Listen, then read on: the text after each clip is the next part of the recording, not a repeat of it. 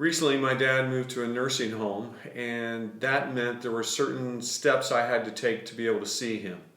When we first moved him there in November and in December, that meant setting up times to meet with him outside in a tent. No heat, just out in the tent, out in the cold, and boy did it get cold in December.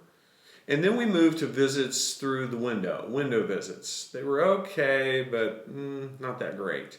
But recently, I've been able to see him face to face, and it's been amazing. So good to talk to Dad face to face. When I think about all those steps I've taken to connect with my dad, I think about next steps maybe for you.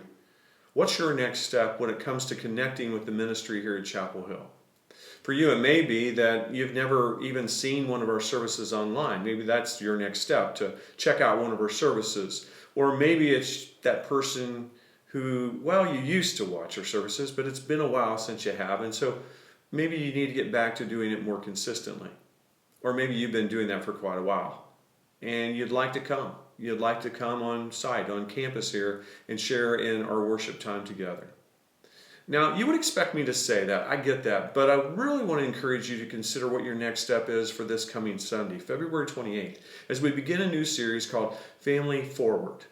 It's all about families, couples, and individuals, and it has this thing to do with it. The thing is this: we want you to be intentional in creating values for your life, for the life of you and your spouse, and for the life of you and your family.